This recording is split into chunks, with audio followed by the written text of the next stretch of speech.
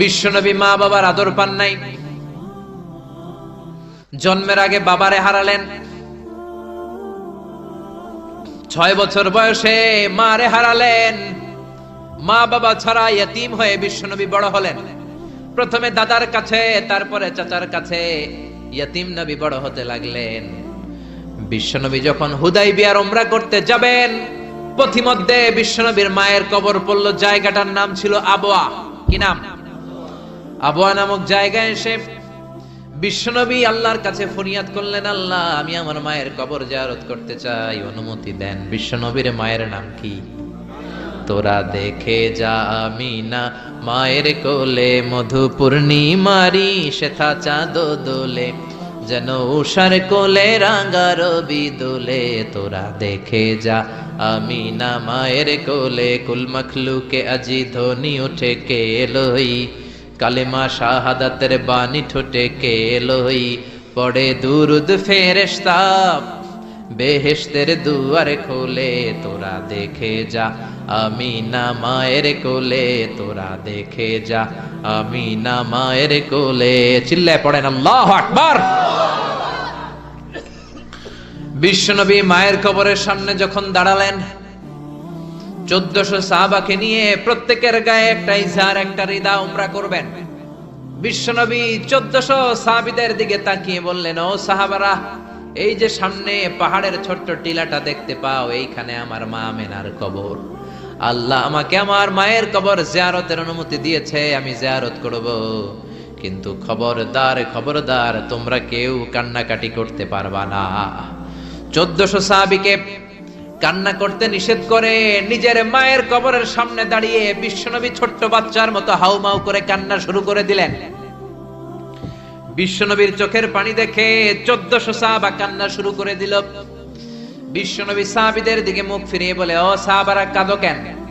তোমাদেরকে না বললাম তোমরা কেঁদো না? সাহাবারা বলল, ও নবী, আপনাকে আমরা আমাদের কলিজার চাইতে বেশি ভালোবাসি। আপনারে যখন আমরা কান্না করতে দেখি, আমাদের দুটি চোখ আমরা আর শুকনা রাখতে পারি না। আপনি কাঁদেন তাই আমরাও কাঁদি। বিশ্বনবী বললেন, আদ্রাকাতনি রাহমাতুহা ফাবাকাইতু।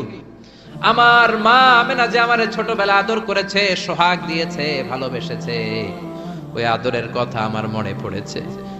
আমার মা আমেনা আমারে জাইতুনের তেল মালিশ করে দিত,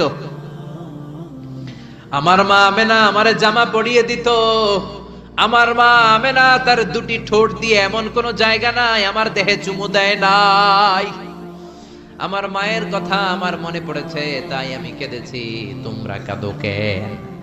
বিশ্বনবী নিজেও মায়ের কবরের সামনে দাঁড়িয়ে নিজেও ধৈর্য ধারণ করতে পারে নাই। এজন্য মায়ের দোয়া নেয়ার দরকার আছে রাডাই। কানা ইয়াকসিমু লাহমান ফিল জিআররানা। জিআররানা নামক জায়গার মধ্যে বিশ্বনবী কুরবানির গোশত বিতরণ করছিলেন। বিশাল লাইন। কুরবানির গোশত মাঝে মাঝে বিতরণ হয় না, লাইন ধরে লোকজন নেয় না, বিশাল বড় লাইন। এই বিশাল লম্বা লাইনে হাজার হাজার মানুষ। এই লাইনের মধ্য থেকে একজন বৃদ্ধা মহিলাকে বিশ্বনবী আলাদা করে নিলেন, নিয়ে বিশ্বনবী গায়ের চাদরটা বিছিয়ে বসতে দিলেন, বড় একটা গোশতের প্যাকেট দিলেন। মহিলাটাও বিশ্বনবীর মাথায় হাত বুলিয়ে দোয়া করে দিল। চিল্লায় পড়েন সুবহানাল্লাহ। সাহাবারা বললেন, নবী, হাজার হাজার মানুষ গোশত নেয়ার জন্য লাইন ধরেছে, কাউরে আপনি লাইন থেকে আলাদা করে নেন নাই, নিজের চাদরের উপর জীবনে কাউরে বসতে দিতে দেখি নাই। কে এই মহিলা? বিশ্বনবী বললেন, জন্মের আগে আমি বাবা হারিয়েছি, মাত্র 6 বছর বয়সে আমার মা আমেনাকেও হারিয়েছি, মায়ের দুধ আমি খেতে পারি নাই। যেই মহিলাটাকে চাদরের উপর বসতে দিলাম, এটা হলো এই বনি সাদ গোত্রের হালিমা, যার বুকের দুধ খেয়ে আমি বড় হয়েছি। হালিমাতু সাদিয়া, যার বুকের দুধ খেয়ে আজকের এই তরতাজা নবী আমি মুহাম্মদ। এজন্য মারে পায় নাই, দুধ মারে সম্মান করেছে, দুধ মার কাছ থেকে দোয়া নিয়েছে বিশ্বনবী। চিল্লায় বলেন ঠিক কিনা? এজন্য যুবক ভাইয়েরা যারা আছো, খবরদার, মা বাবার সাথে বেয়াদবি করা যাবে না। আল্লাহ বললেন, আমার 2টা ফয়সালা। 1 নাম্বার ফয়সালা ইবাদত হবে একজনের, তিনি কে? 2 নাম্বার ফয়সালা ভালো আচরণ করতে হবে মা বাবার সাথে। আল্লাহর ইবাদত করা যেমনি ফরজ, মা বাবার সাথে ভালো আচরণ করাও ফরজ। ঠিক কিনা?